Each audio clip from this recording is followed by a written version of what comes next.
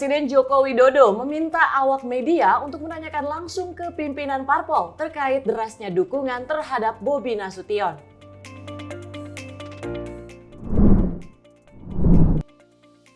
Sebanyak 29 atlet siap mewakili Indonesia di Olimpiade Paris 2024.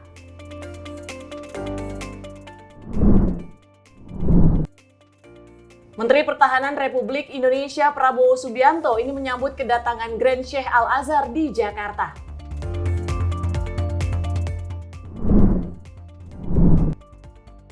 Deddy Mulyadi mengungkapkan pelaporan aib Dede sebagai upaya hukum peninjauan kembali dalam kasus Vina Cirebon.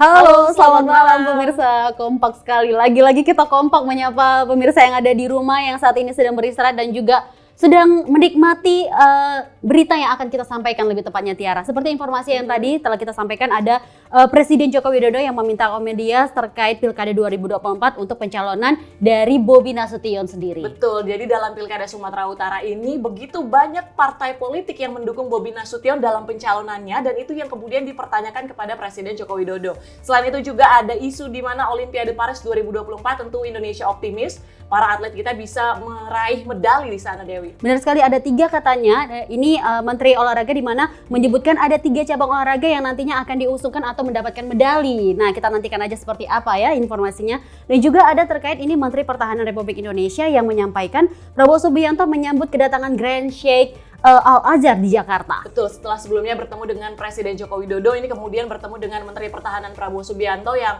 membahas bilateral kerjasama antara Indonesia dan juga Mesir. Benar sekali, dan informasi lainnya masih banyak sekali akan kami sampaikan bersama saya Dewi Madi. Dan saya Tiara Dianti, inilah Menyapa Malam selengkapnya.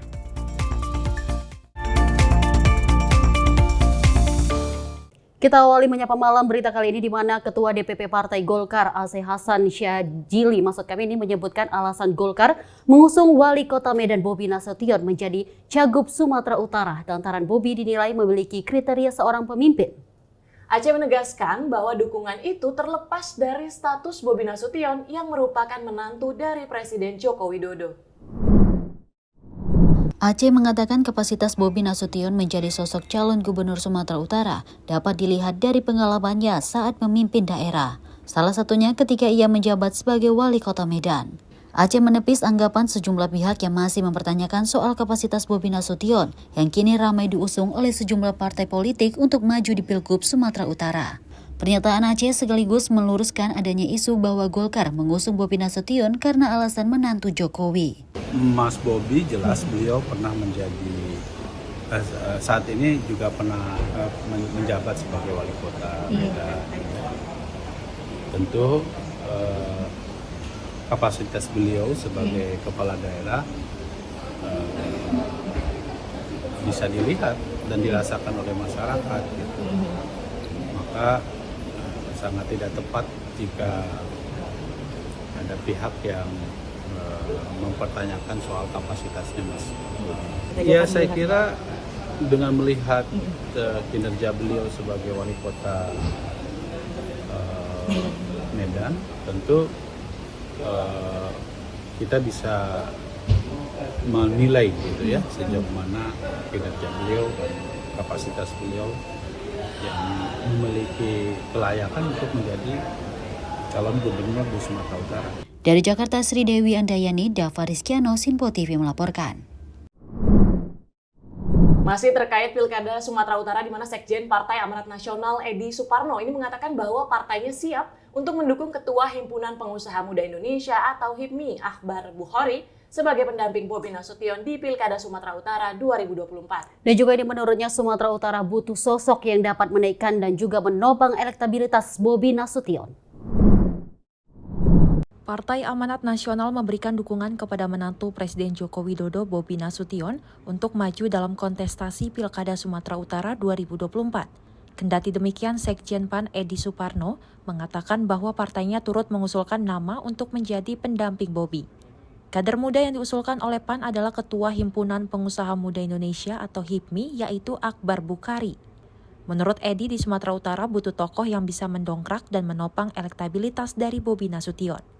PAN akan sangat terbuka dengan parpol lain yang ingin berkomunikasi dan berdiskusi mengenai calon yang tepat untuk mendampingi Bobi di Pilkada Sumatera Utara. Dan kita tahu bahwa di Sumatera Utara itu memang kita butuhkan tokoh yang ikut bisa mendongkrak elektabilitas Mas Bobi. Kita lihat Mas Bobi juga sudah cukup baik elektabilitasnya, tetapi harus ada yang menopang. Dan waktunya itu tidak banyak untuk kita bisa mengerek elektabilitas. Ya. Jadi lebih baik kita sambil menunggu hasil kajian atau hasil survei yang ada, kita identifikasi juga calon-calon wagub yang bisa mendampingi Mas Bobi siapa. Dan itu kita sudah identifikasi. PAN sudah mengidentifikasi Ketua HIPMI, BPP HIPMI, Mas Akbar, untuk bisa maju sebagai cawagupnya Pak Bobi. Tapi tentu itu membutuhkan komunikasi juga, komunikasi politik dengan partai-partai pengusung yang lainnya, karena kita juga harus bersama-sama di Pilgub Sumut. Tapi bagi kami sudah secara prinsip siap untuk mengusung Mas Akbar mendampingi Mas Bobi. Dari Jakarta, Tim Liputan Simpo TV melaporkan. Dan kita lanjut informasi berikut ini, di mana Wali Kota Medan Bobi Nasution ini akan terus melakukan penjajakan politiknya untuk mendapatkan tiket maju di Pilkada Sumatera Utara 2024. Merespon hal ini, Ketua DPP Partai Persatuan Pembangunan Ahmad Baidowi mengatakan pihaknya sudah berkomunikasi intens dengan Bobi Nasution. Wali Kota Medan Bobi Nasution saat ini sedang mendekati Partai Persatuan Pembangunan atau P3 untuk mendapatkan dukungan penuh maju dalam Pilkada Sumatera Utara 2024. Ketua DPP P3 Ahmad Baidowi mengatakan pihaknya sudah melakukan komunikasi intens dengan Bobi Nasution. Namun dirinya menyebut keputusan dukungan partainya akan diserahkan kepada DPW P3 Sumatera Utara. Kendati demikian, P3 Sumut masih belum memberikan usulan resmi untuk mendukung Bobi Nasution maju di Pilkada Sumut 2024. Kita menjajaki komunikasi Pak Bobi, Mas Bobi Nasution juga pernah komunikasi dengan P3 dan kita menyerahkan sepenuhnya kepada teman-teman di Sumut. Dan komunikasi dengan Mas Bobi juga baik, teman-teman di Sumut itu. Gitu. Jadi teman-teman P3 Sumut sudah mengusulkan nama Bobi ke DPW? Belum ada pengajuan, tetapi namanya komunikasi kan boleh-boleh aja gitu.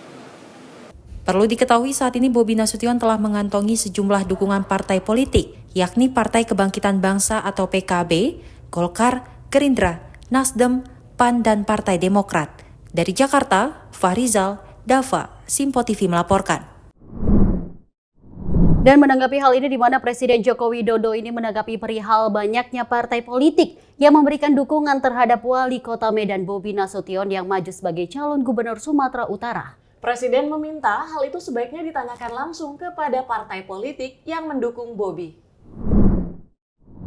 Hal ini disampaikan Presiden Joko Widodo saat ditanya awak media usai mengunjungi RSUD Kabupaten Lampung Selatan pada Kamis 11 Juli 2024. Banyaknya parpol mendukung Wali Kota Medan Bobi Nasution yang maju sebagai calon Gubernur Pilkada Sumatera Utara 2024. Selain itu, Ketua DPP PDI Perjuangan Jarod Saiful Hidayat sempat menanyakan alasan banyaknya partai politik yang mendukung Bobi Nasution di Pilkada Sumut 2024.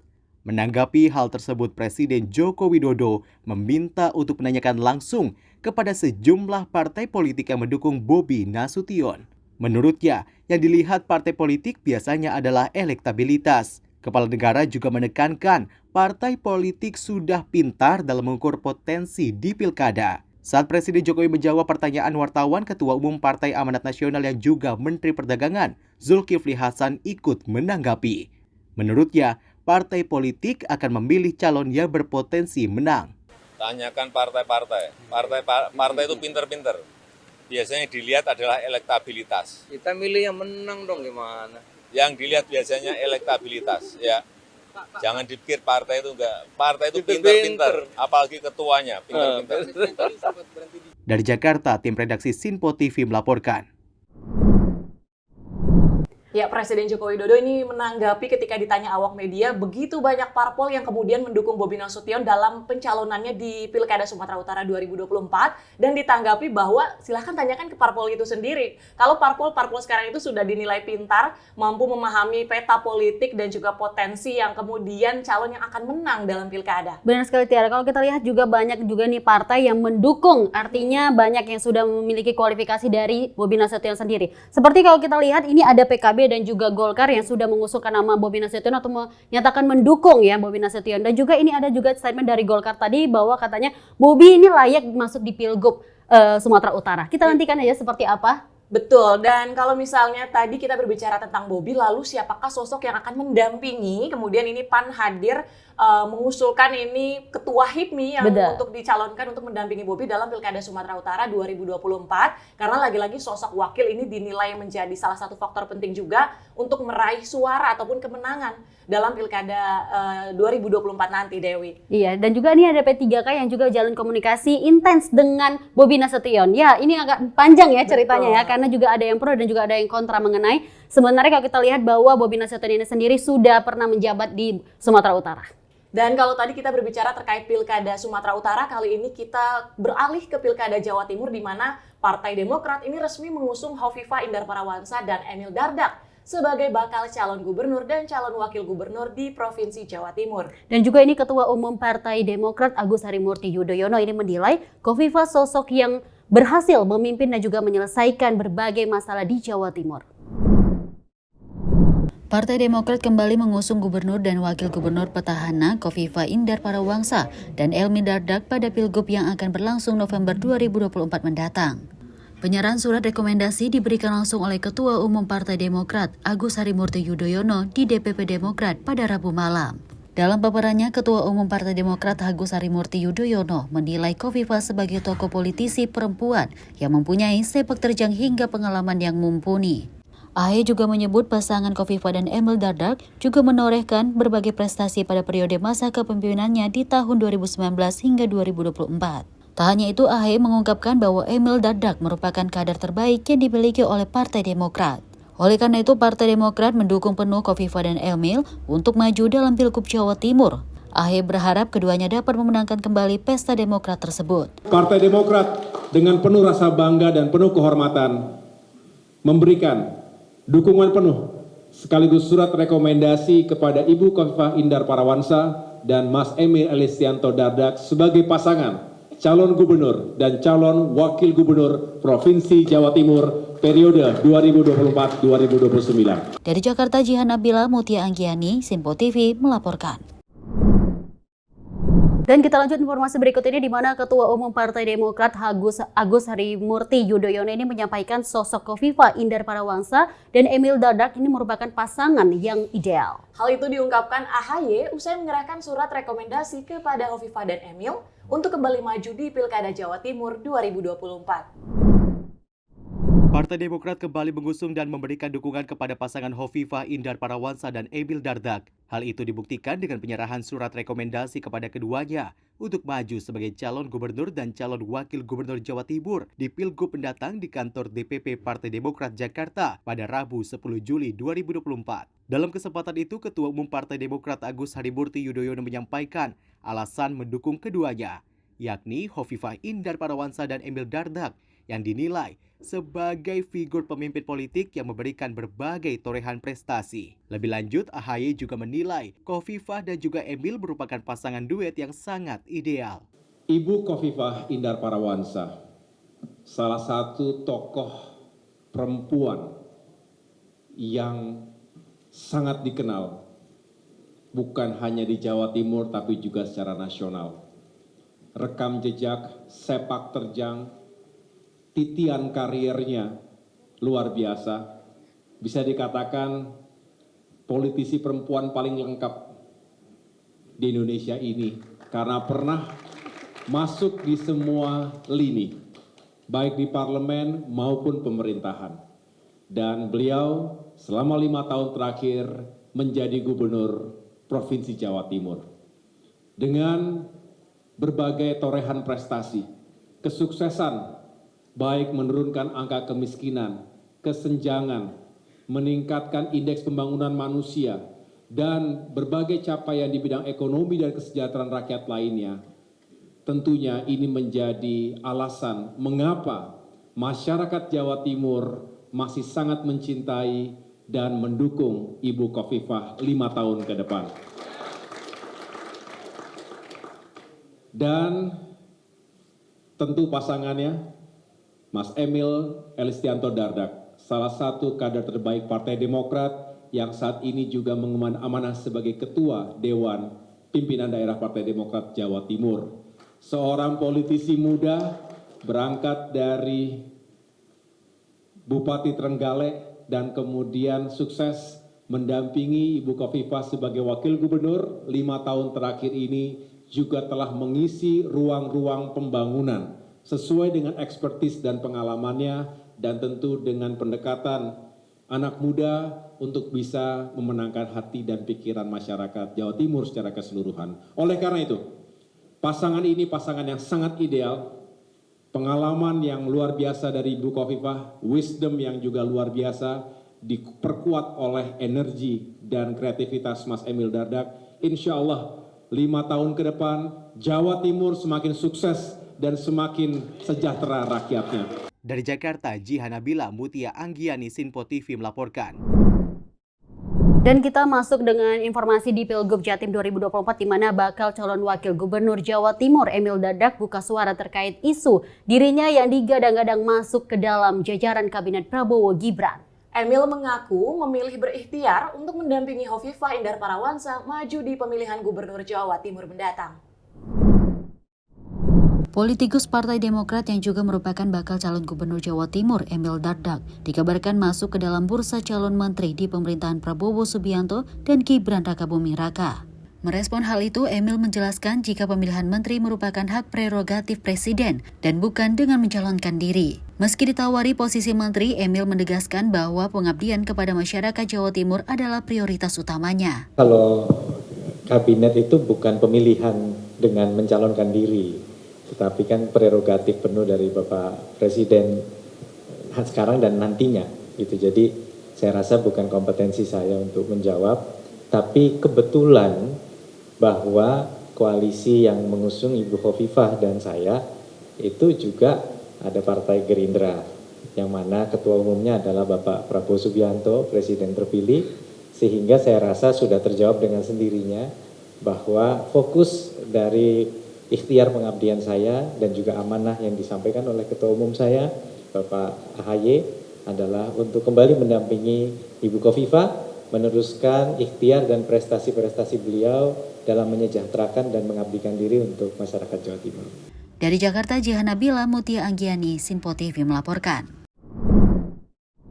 Ya, akhirnya Demokrat ini sudah resmi mengusung Khofifah Indar Parawansa dan juga Emil Dardak. Lagi-lagi berarti koalisi Indonesia Maju ini sudah satu suara lagi untuk di Pilkada Jawa Timur, Dewi. Seperti yang kalau kita melihat dari statement Emil Dardak ini sudah meyakinkan, memantapkan diri dan menegaskan diri bahwa akan didampingi oleh Khofifah lebih tepatnya. Ya, meskipun di satu sisi muncul rumor bahwa nantinya Emil Dardak ini bisa mengisi kursi menteri di pemerintahan Prabowo Gibran, namun berdasarkan statement tadi berikhtiar untuk kembali melanjutkan dalam wilayah Jawa Timur mendampingi Khofifah Indar Parawansa. Kita nantikan ya seperti apa ya, ini masih panjang karena masih butuh proses yang panjang juga. Dan informasi lainnya pemirsa akan kami sampaikan namun usai jeda berikut, tetaplah bersama kami dalam Menyapa Malam Sinpo TV.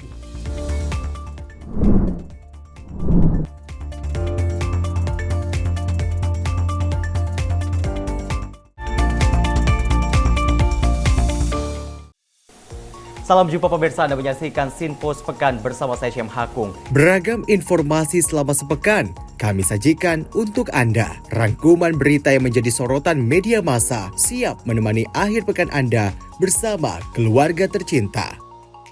Bersama saya Syam Hakung, kita jelang informasi selengkapnya untuk Anda.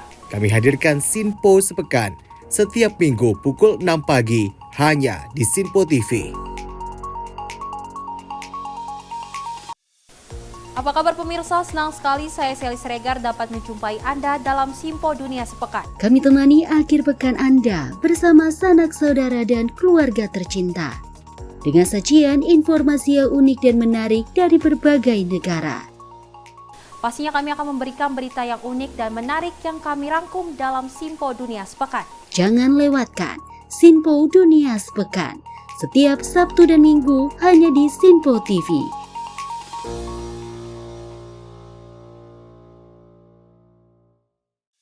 Salam jumpa pemirsa, kami kembali hadir dengan rangkaian informasi yang dihimpun dari berbagai penjuru dunia.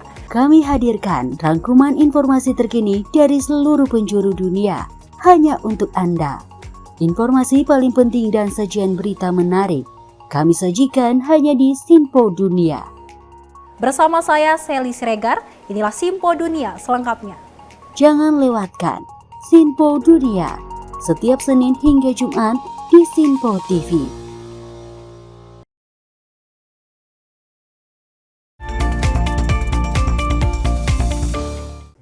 Terima kasih pemirsa, masih di Menyapa Malam Simpo TV. Informasi kami lanjutkan di mana Presiden Joko Widodo ini secara resmi melepas kontingen Indonesia yang akan bertanding pada Olimpiade ke-33 Paris tahun 2024. Di mana acara pelepasan ini digelar di halaman Istana Merdeka, Jakarta, Rabu 10 Juli 2024. Dalam sambutannya, Presiden Jokowi berpesan agar para atlet Indonesia tetap optimis dan semangat dalam menghadapi pertandingan melawan atlet-atlet terbaik dari seluruh dunia.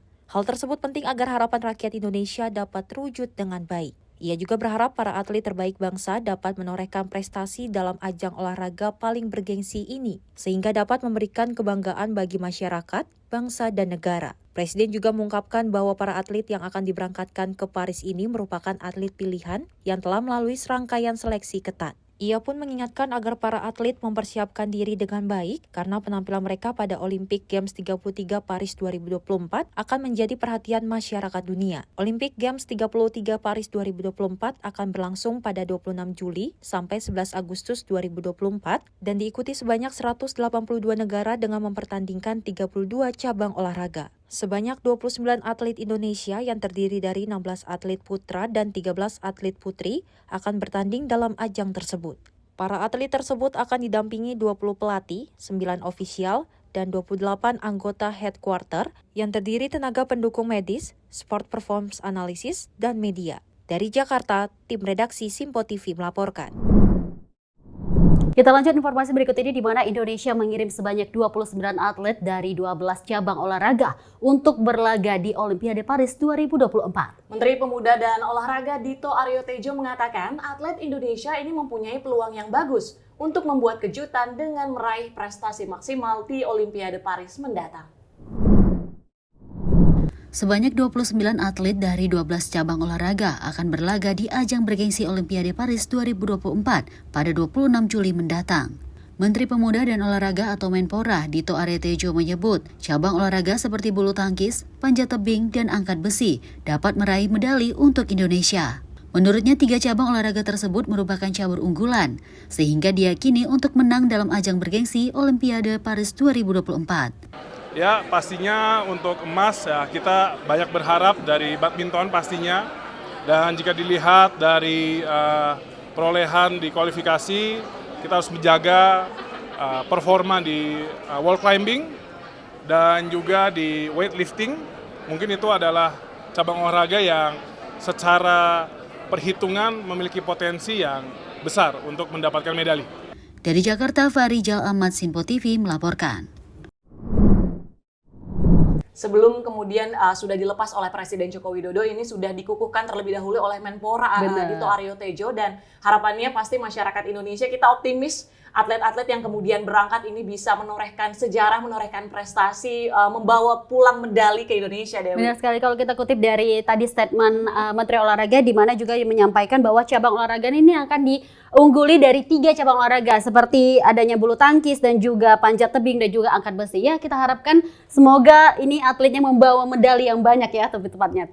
Ya, dan tentunya atlet-atlet ini sudah melalui proses seleksi yang ketat sehingga diharapkan lagi-lagi masyarakat Indonesia optimis mereka bisa membawa pulang medali ke Indonesia. Kita akan lanjut ke informasi lain, Saudara, di mana Wakil Presiden Ma'ruf Amin ini menyampaikan strategi dalam menghadapi tantangan dalam pembangunan global. Ya, di mana hal ini juga disampaikan kepada peserta program pendidikan reguler Angkatan Lembaga Ketahanan Nasional pada 10 Juli 2024. Wakil Presiden Ma'ruf Amin mengisi kuliah umum bagi peserta program pendidikan reguler angkatan atau PPRA 66 dan PPRA 67 Lembaga Ketahanan Nasional ataupun Lemhanas RI di Istana Wakil Presiden Jakarta pada Rabu 10 Juli 2024. Dalam sambutannya, Ma'ruf menyampaikan strategi menghadapi tantangan dalam pembangunan. Menurutnya, saat ini dunia termasuk Indonesia dihadapkan pada berbagai tantangan kompleks seperti ancaman geopolitik global, perubahan iklim, dan ancaman ketahanan pangan dan energi. Tantangan ini tidak bisa dihindari, tapi bisa disikapi dengan baik, diantaranya melalui 3 strategi aktif. Pertama, dengan menjadi pemimpin yang visioner, adaptif, dan mampu bekerja sama dengan semua pihak. Lalu yang kedua, mengembangkan kebijakan yang responsif dan juga proaktif pada masa transisi pemerintahan. Gunakan pendekatan yang holistik dan berkelanjutan untuk memastikan bahwa pembangunan dapat terus berjalan di tengah terjadinya pergeseran pemerintahan. Rangkul semua pihak agar konsolidasi pasca pemilu berjalan aman dan lancar. Dengan demikian kita bisa membangun Indonesia yang lebih kuat, adil, dan tangguh di dalam menciptakan generasi emas di tahun 2045.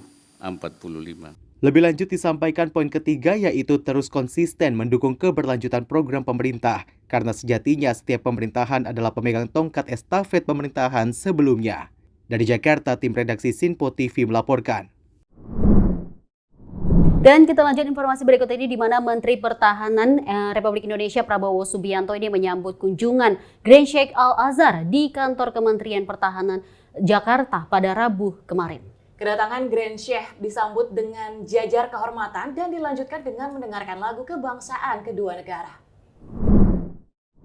Menhan Prabowo juga menyatakan bahwa bagi Indonesia, bangsa Mesir adalah bangsa yang sangat dekat di hati rakyat Indonesia. Hal ini dikarenakan Mesir adalah salah satu negara yang pertama kali mengakui kemerdekaan Indonesia. Kementerian Pertahanan juga menegaskan komitmen untuk menciptakan hubungan pertahanan bilateral yang harmonis dan saling menguntungkan dengan Mesir. Sebelumnya pada Selasa 9 Juli 2024, Grand Sheikh menemui Presiden Republik Indonesia Joko Widodo untuk membahas mengenai hubungan antara Indonesia dan Mesir, khususnya dalam bidang pendidikan, perdamaian dan toleransi, serta penguatan dialog antar iman. Kunjungan Grand Sheikh ke Indonesia ini merupakan kunjungan ketiga kalinya, di mana sebelumnya pada tahun 2016 dan 2018, Grand Sheikh sempat mempromosikan Islam moderat dan dialog antar iman. Pejabat yang turut mendampingi Menhan Prabowo dalam pertemuan kedua negara tersebut yaitu Dubes Mesir untuk Indonesia, Irjen Kemhan Letjen TNI Budi Prijono, dan Kabaranahan Kemhan Marsidia TNI Yusuf Jahuari. Dari Jakarta, tim redaksi Sinpo TV melaporkan.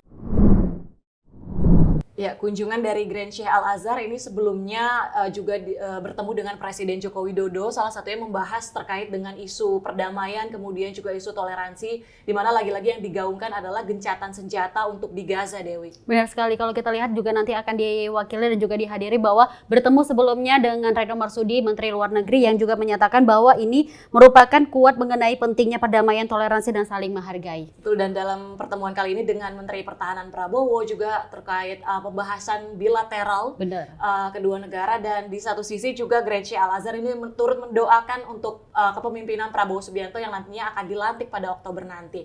Baik pemirsa, kita akan beralih ke informasi lain di mana Menteri Pariwisata dan Ekonomi Kreatif Sandiaga Uno ini memastikan serangan cyber yang terjadi ini tidak berdampak langsung pada layanan Kemenparekraf. Di mana hal ini juga dikarenakan layanan Kemenparekraf memiliki sistem yang berbeda. Hal ini disampaikan Sandiaga Uno melalui video yang diunggah di akun sosial media Instagram resmi @kemenparekraf.ri. Serangan siber terhadap Pusat Data Nasional telah menjadi perhatian penting, tak terkecuali bagi Kementerian Pariwisata dan Ekonomi Kreatif atau Kemenparekraf. Salah satu sektor yang dikhawatirkan dalam serangan siber tersebut adalah pengaruhnya terhadap arus kedatangan wisatawan mancanegara. Mengenai layanan di Kemenparekraf, Menteri Pariwisata dan Ekonomi Kreatif Sandiaga Uno memastikan serangan siber yang terjadi tidak berdampak langsung pada layanan Kemenparekraf karena memiliki sistem yang berbeda. Nah, mengenai layanan sendiri di Kemenparekraf, kita bersyukur bahwa tidak ada layanan yang terdampak secara langsung karena kita menggunakan sistem yang berbeda. Dalam kesempatan itu, Sandi juga menyampaikan serangan siber tersebut menjadi pengingat selagi pemerintah melakukan transformasi digital untuk memastikan keamanan dan kedaulatan digital Indonesia. Dari Jakarta, tim redaksi Sinpo TV melaporkan. Seperti yang kita kutip tadi bahwa bahwa Menteri Pariwisata dan Ekonomi ini sudah menyatakan bahwa serangan ini tidak berdampak sama sekali kepada layanan Kemenparekraf karena itu berbeda ya lebih tepatnya. Betul. Ketika kemarin menjadi hot issue terkait dengan peretasan pusat data nasional, namun Sandiaga Uno ini menekankan bahwa tidak terdampak secara langsung kepada layanan di Kementerian Pariwisata dan Ekonomi Kreatif karena berbeda sistem seperti itu. Dan diharapkan memang peretasan ini tidak kembali terjadi karena kalau dari sisi Kementerian Pariwisata dan Ekonomi Kreatif adalah bagaimana arus wisatawan mancanegara yang diharapkan tidak terganggu untuk masuk ke Indonesia. Dan kita harapkan semoga ini cepat selesai masalah isu yang untuk peretasan data-data di Indonesia. Dan informasi berikutnya akan kami sampaikan, namun Anda akan menyaksikan usai jeda ini, Anda kembali menyaksikan Sinpo International News Report.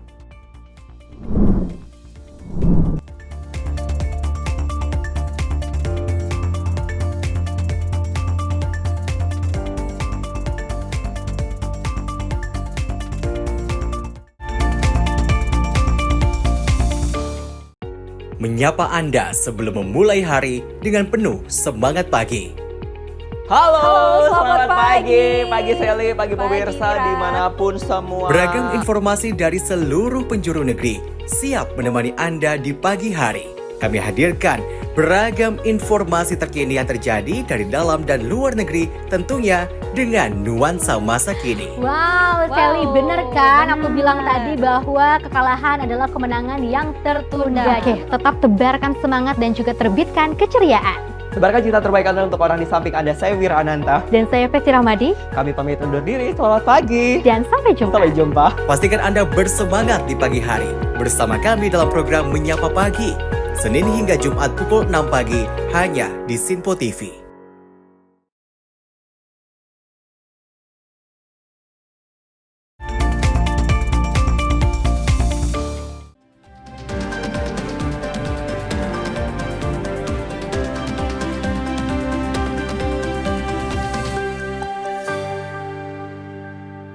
It's 8:30 in Jakarta, 9:30 in Tokyo, and 10:30 in Sydney. Good evening, everyone. You're watching Sinpo International News Report. Today, this is Wira Ananta coming back for you. Hezbollah Secretary General Said Hassan Nasrallah says his militant group will halt attack on Israeli if a ceasefire in the Gaza Strip is realized. Ahead of the ceasefire and hostage release efforts to reach a Gaza agreement by Hamas and Israel, which took place in Doha in Qatar, Egypt, Israel, and the United States. Then in response to this, Secretary General of Hezbollah, Syed Hassan Nasrallah, in a meeting in Beirut last Wednesday, said the Lebanon militant group will ensure the withdrawal of its troops and will not continue any form of attack on Israel if there is a ceasefire agreement in Gaza by Israel. But he also gave a warning if Israel attacks southern Lebanon when it has reached a ceasefire agreement in Gaza, then his group will defend Lebanon and reject the existence of the Israel occupation. أن يقف القتال في جنوب لبنان جيد ما في مشكلة. عندما يقف القتال في غزة سنوقف القتال، يعني لما بيحصل وقف إطلاق نار في غزة سنوقف إطلاق النار في جنوب لبنان. إذا الإسرائيلي أخذ قرار يكمل في جنوب لبنان يعتدي على جنوب لبنان، نحن أيضا بطريق أولى. إذا كنا فتحنا الجبهة لندافع عن غزة وأهل غزة، بطريق أولى أن ندافع عن لبنان وعن جنوب لبنان وعن أهلنا وشعبنا وكرامتنا. وأيضا نحن لن نتسامح أبدا مع أي اعتداء يمكن أن يقدم عليه العدو الإسرائيلي تجاه لبنان إذا حصل وقف إطلاق نار في غزة، وإن كان هذا مستبعد جدا، يعني أنه يصير وقف إطلاق نار في غزة وشوي هو يجي. Mr. Gar, Sinpo International News Report. U.S. National Security Coordinator John Kirby said this week the United States will guest of host the 73rd NATO summit. He said on the agenda will also discuss the future of Ukraine with NATO. U.S. National Security Coordinator John Kirby in a briefing speech in Washington, D.C. on Monday, 8 July 2024, ahead of the NATO summit which will take place this week. He said the efforts to realize the entire of Ukraine into NATO membership will be discussed on the agenda. Considering that all us allies accept Ukraine's membership in NATO, then there is no special party that needs to be persuaded in this matter. John Kirby believes President Biden is the only leader that can realize the termination of the Ukraine war and realize its entry into NATO. Host an event with President Zelensky and nearly 24 of our allies and partners who have signed bilateral security agreements with Ukraine, just as the president did, as you saw in Italy a week or so ago. Does the president feel how does he plan to reassure America? I think it's important to just do a quick update here what the situation is on the ground. Since the passage of the supplemental in April, the president has authorized 7 security packages to help Ukraine, including 5 drawdowns of munitions and equipment. The resumption of that U.S. aid has made a significant impact on the battlefield. Instead of the nightmare scenarios that were predicted several months ago about what we could see heading into the NATO summit, we've seen the situation stabilize. 10 days or so ago, where the president struggled to confront People of Ukraine have yet again demonstrated that when supplied and when supported by the international community in the United States, they can hold off the largest, though certainly not, I think is clearly evident, the most capable army in Europe. Their success is not just limited to the front. Ukraine has put U.S.-provided ATACMS, the long-range strike missiles, to good use in Crimea, destroying Russian surface-to-air missile systems, commandos, airfields. They sunk the last cruise missile-capable warship in the port of Sevastopol, and the Russian Black Sea Fleet has now fled Crimea in response. Double that for some countries, some larger economies. To strengthen Ukraine's air defenses and to help Ukraine protect its cities and its grid, the United States and several of our allies will have several big announcements at this week's summit. And the NATO alliance will announce significant new steps to strengthen its military and political partnership with Ukraine, to help Ukraine continue to defend themselves today and to deter Russian aggression well into the future. These elements, taken together with bilateral support, are part of a bridge to Ukraine's NATO membership. Together, the Washington summit will send a strong signal to Mr. Putin that if he thinks he can outlast the coalition of countries that are supporting Ukraine, he's dead wrong. May Siragar, Sinbo International News Report. The next one, China's Foreign Minister spokesman Lin Jian said the existence of NATO at the 75th anniversary of the organization in Washington, D.C. raised confrontation for the Asia-Pacific conflict because of its intervention in global partnership, including the Indo-Pacific. When NATO members held a meeting in Washington in commemoration of the 75th anniversary of the founding of the alliance, Chinese Ministry of Foreign Affairs Lin Jian at the daily press conference in Beijing said that countries in the Asia-Pacific be careful of the intervention of the NATO military alliance. He emphasized that NATO membership does not trigger confrontation in Asia-Pacific countries and should support peace, stability, and world security. Lin further added for Southeast Asian countries to play a role in the international and regional stage so as not to allow external force to start a new circle. 中方对北约的立场是一贯的，我们坚决反对北约突破区域性、防御性组织的定位，到亚太挑动冲突对抗，破坏地区繁荣稳定。我们奉劝北约为世界的和平、稳定与安全多做些实事。仁爱礁是中国南沙群岛的一部分，中方一贯高度重视，并采取切实措施保护南沙群岛珊瑚礁系统和岛礁周边的海洋环境。中方发布的报告清楚表明，导致仁爱礁珊瑚礁生态系统遭到破坏的主要因素是菲律宾军舰非法坐滩及其相关。 Mei Siregar, Sinpo International News Report. Saudi Deputy Foreign Minister met with the head of the Sudan Sovereignty Council through an official visit on Monday, July 8, 2024. The meeting discussed related to peace negotiation, civil war in Sudan. The conflict between the Sudan Armed Force or SAF with the Rapid Support Force or RSF since April ago caused deep chaos for Sudan mediation efforts called Jeddah Platform used in conflict resolutions but was stopped in October 2023.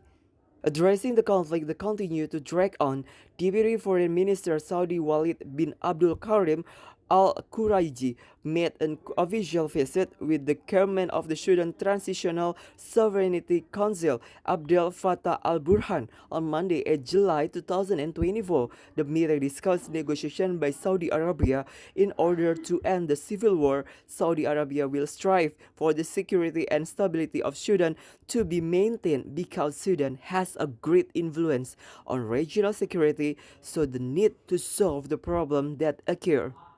Mei Siregar, Sinpo International News Report.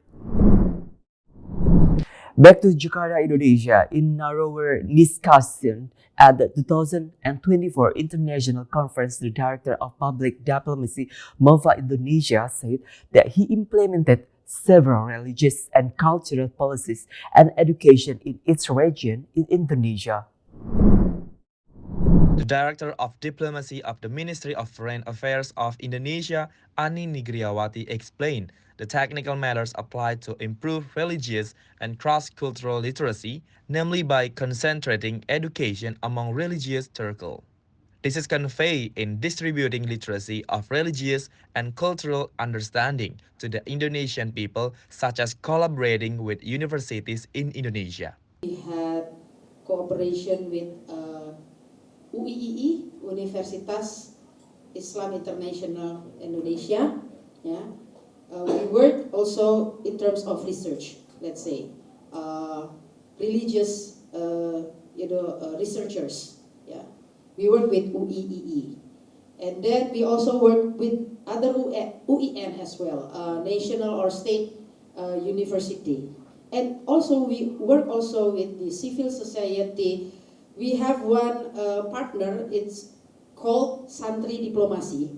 So it's a Santri Diplomacy Academy. Basically, it consists of young, enthusiastic Indonesians, young people who are enthusiastic to introduce diplomacy in pesantren, in international boarding, in Islamic boardings. Max Oller, Sinpo International News Report.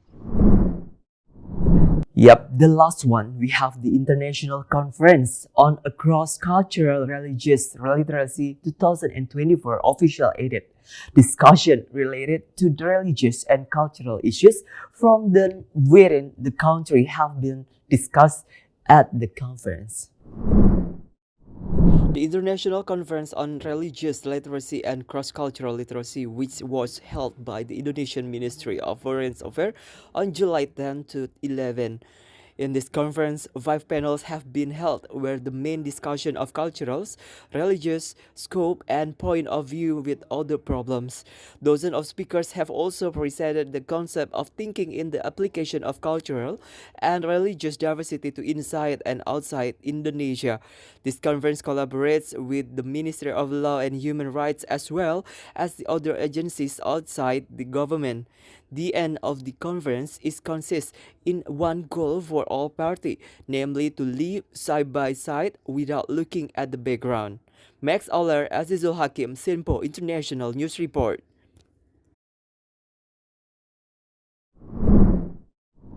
Thank you for watching Sinpo International News Report. This program joined a collaboration between Sinpo TV Indonesia and Fiery Media. Stay with us. Menyapa Malam Sinpo TV coming back after this one.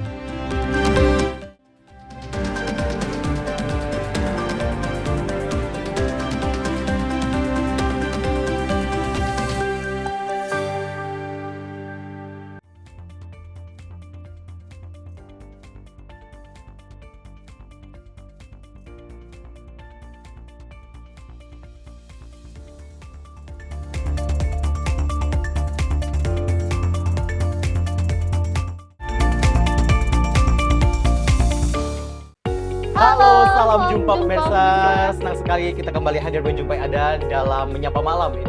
Rangkuman informasi berkualitas siap temani Anda di malam hari. Sajian berita teraktual yang menjadi pembicaraan kami hadirkan ke layar kaca. Laporan dari berbagai peristiwa kami sajikan ke ruang informasi Anda.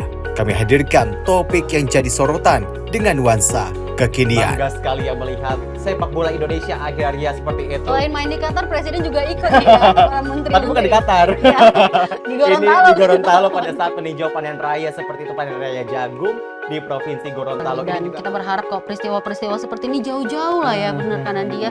Karena mengerikan curanmor, terus kayak kejadian seperti tadi yang nggak kita duga, nggak kita sangka, yang kita jauh-jauhkan nih bisa saja menimpa gitu. Dan kita tetap harus berhati-hati pemirsa. Saya Andi Rezaldi, saya Chef Hakung. Terima kasih sudah menonton. Selamat malam dan sampai jumpa. Saksikan selalu Menyapa Malam setiap Senin sampai Jumat pukul 20.00 waktu Indonesia bagian Barat hanya di Sinpo TV.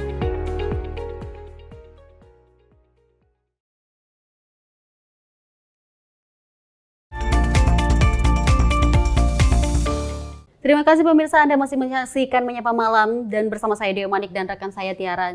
Dan kita lanjut informasi berikut ini di mana kuasa hukum 7 terpidana kasus pembunuhan Vina dan juga Eki, ini Jutar Bongso membawa sebanyak 6 barang bukti saat melakukan pelaporan terhadap 2 orang saksi Aib dan Dede ke Barreskrim Polri.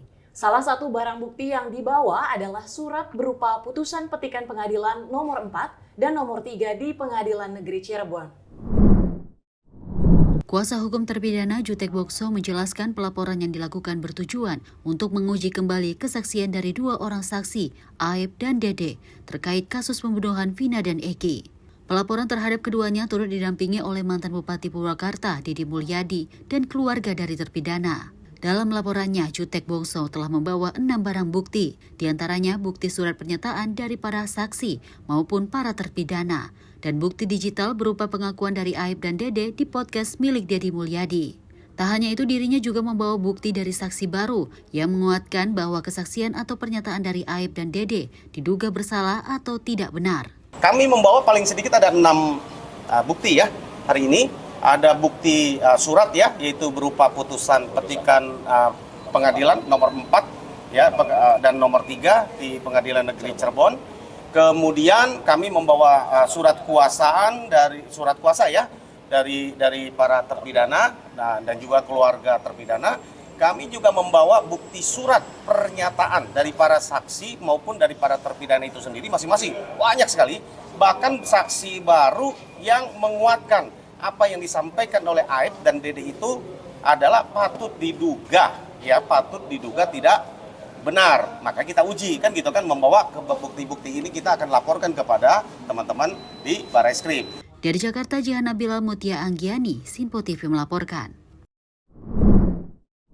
Dan kita lanjut informasi berikut ini di mana pelaporan terhadap 2 orang saksi pembunuhan Vina dan Eki, yakni Aib dan juga Dede, ini merupakan bagian dari upaya untuk dilakukannya peninjauan kembali. Hal itu diungkapkan Deddy Mulyadi saat mendampingi kuasa hukum para terpidana di Gedung Barreskrim Polri, Jakarta. Politisi sekaligus pendamping kuasa hukum terpidana Deddy Mulyadi membenarkan jika perkara kasus pembunuhan Vina dan Eki yang terjadi pada tahun 2016 silam sudah memiliki kekuatan hukum yang tetap atau inkrah. Meski demikian, Deddy menjelaskan pelaporan ke Barreskrim adalah perjuangan yang dilakukan oleh keluarga terpidana sebagai upaya mencari kebenaran yang sejati dan seadil-adilnya. Deddy menambahkan keluarga terpidana yang masih menjalankan hukuman atau mendekam di sel jeruji masih memiliki ruang untuk memperjuangkan hukum kebenaran dengan menempuh upaya hukum berupa pengajuan peninjauan kembali. Ya sudah inkrah kan memang proses hukumnya sudah dijalani. Saya katakan hukum formalnya kan sudah inkrah. Yang saya perjuangkan adalah hukum esensial, hukum substansial, dan hukum kebenaran yang sejati. Dan itu masih ada ruang namanya PK. Dan ini adalah para kuasa hukum yang akan memperjuangkan PK-nya. Dan laporan ke Mabes Polri bagian dari upaya PK hukum kita. Sebelumnya, Peggy Setiawan berhasil memenangkan gugatan pra-peradilan yang digelar di Pengadilan Negeri Bandung. Dari Jakarta, Jihan Nabila Mutia Anggiani, Sinpo TV melaporkan. Tampaknya dalam kasus ini kalau kita melihat Tiara, di mana kuasa hukum dari Vina ini melihat membawa barang bukti, yang di mana barang bukti ini juga di salah satunya yang dibawa adalah berupa putusan petikan peradilan nomor 4 dan juga nomor 5. Ya, dan Nomor 3 maksud kami. Dan selain itu juga pelaporan kedua saksi ini yang dinilai memberikan keterangan yang salah seperti itu, ini dilakukan sebagai upaya untuk peninjauan kembali tentunya pasca gugurnya status tersangka dari Peggy di pra-peradilan, Dewi. Benar sekali. Kalau kita lihat bahwa Peggy ini sudah terdapat putusan bahwa tidak menjadi tersangka, dan dua orang saksi yang dimana Aib dan juga Dede ini masih dilaporkan ke Baris Krim Polri. Kita lihat aja bagaimana kelanjutan dari kasus Vina di Cirebon ini. Dan kita lanjut informasi berikut ini, di mana Polsek Grogol Pertamburan ini berhasil menangkap pelaku utama begal telepon genggam yang beraksi di sebuah warteg di kawasan Jakarta Barat. Dalam penangkapan, polisi terpaksa melepaskan tembakan karena pelaku mencoba kabur saat proses pencarian barang bukti. Polisi berhasil meringkus salah satu dari 2 tersangka begal ponsel pengunjung warteg di kawasan Grogol Pertamburan, Jakarta Barat pada beberapa waktu lalu.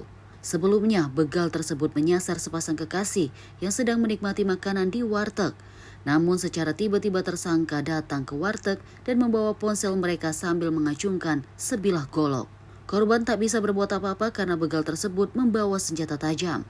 Dalam keterangan akun Instagram @wartajakarta pada Rabu 10 Juli 2024, Kapolsek Grogol Pertamburan Kompol Muharam Wibisono mengungkapkan bahwa pihaknya berhasil mengamankan 1 orang pelaku yang diketahui berperan sebagai eksekutor.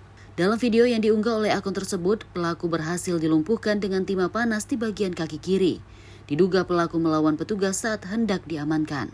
Penangkapan tersangka terjadi pada Senin malam di kawasan Kuningan, Jawa Barat. Kini pihak kepolisian masih memburu 1 orang pelaku yang berperan sebagai joki saat beraksi.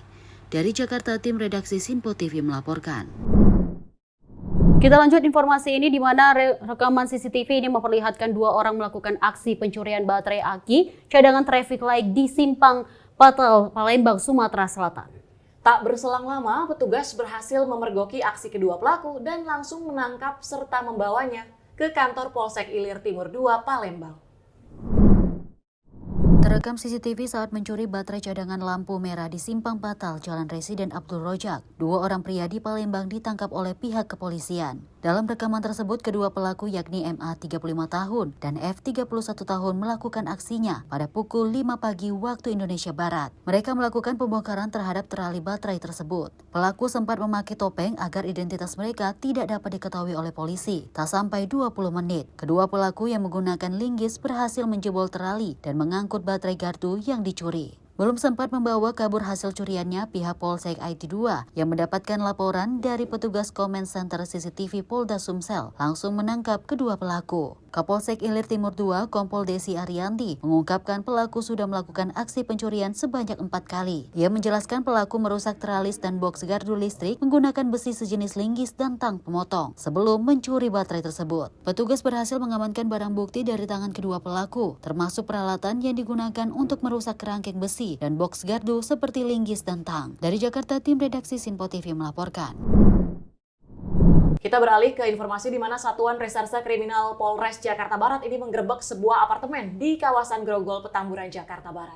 Ya, di mana 7 pelaku judi online ini ditangkap. Berikut barang bukti sejumlah CPU dan juga buku rekening bank.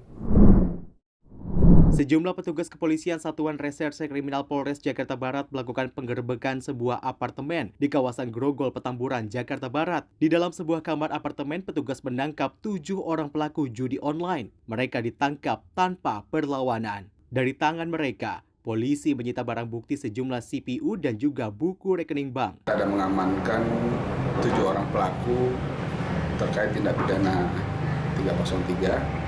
Yang mana kita amankan para pelaku ini ada di salah satu apartemen di wilayah Jakarta Barat, khususnya di wilayah Grogol Petamburan. Kemudian dari 7 orang pelaku kita juga mengamankan barang bukti yang ada di TKP tersebut berupa CPU, handphone ataupun buku rekening yang ada kita amankan di dalam apartemen tersebut. Selanjutnya, Dan? Selanjutnya untuk tersangka dan barang bukti kita bawa ke kantor. Kemudian sementara kita masih lakukan penyelidikan lebih mendalam terkait tindak lanjut dari 7 orang tersebut apakah masih ada atau tidak. Hingga kini petugas masih melakukan pengembangan terkait dengan kasus ini. Dari Jakarta, tim kontributor Sinpo TV melaporkan. Masih menjadi atensi khusus dari pihak kepolisian terkait dengan judi online, di mana tadi sudah dilakukan penggerebekan, Dewi, sehingga diharapkan memang pemberantasan judi online ini bisa berlangsung secara menyeluruh, baik di hulu dan juga hilirnya. Benar sekali, kok kita juga mengapresiasi bahwa pihak kepolisian yang ada di Sumatera Selatan dan juga tadi di Jakarta Barat telah menangkap beberapa pelaku yang terlibat pencurian lebih tepatnya. Kalau tadi di Sumatera Selatan ada pencurian baterai aki, dan juga tadi di Jakarta Barat ini ada penangkapan terkait ponsel yang sudah lama dan pelakunya ditangkap kemudian. Dan kita berlanjut ke informasi di mana tabrakan beruntun ini melibatkan lebih dari 5 kendaraan terjadi di Jalan Tol Cipularang kilometer 85 arah Jakarta pada Rabu sore. Ya, di mana kecelakaan tersebut juga menyebabkan bagian depan bus mengalami rusak parah, sementara 1 unit mobil terguling. Dari rekaman video terlihat sejumlah kendaraan terlibat kecelakaan beruntun yang melibatkan truk sayur, truk barang, hingga bus penumpang dan kendaraan pribadi lainnya. Peristiwa yang terjadi pada Rabu sore itu melibatkan 9 kendaraan di Tol Cipularang, tepatnya di kilometer 85 arah Jakarta dan menyebabkan 3 orang terluka. Kepala Induk PJR Cipularang, Kompol Joko Prihanton menyampaikan, kecelakaan berawal saat bus Prima Jasa dari arah Bandung menuju Jakarta menikung di kondisi menurun. Saat di lokasi kejadian, sopir bus diduga kurang mengantisipasi dan menabrak 8 kendaraan di depannya. Joko menyebutkan, saat ini kendaraan yang mengalami kecelakaan satu persatu mulai dievakuasi agar tidak menimbulkan kemacetan panjang. Kemacetan panjang di ruas jalan tersebut tak terhindarkan akibat kecelakaan beruntun. Saat kejadian, 3 orang mengalami luka dibawa ke Rumah Sakit Abdul Rojak. Polisi dan pihak Jasa Marga terus berupaya melakukan evakuasi kendaraan yang terlibat kecelakaan. Dari Jakarta, tim redaksi Sinpo TV melaporkan. Informasi berikut ini di mana diduga akibat rem mendadak 3 mobil di ruas tol Wiono ini Cawang, Jakarta Timur terlibat tabrakan beruntun pada Rabu siang. Tak ada korban berat dalam peristiwa ini, namun seorang pengendara mengalami syok akibat kejadian tersebut.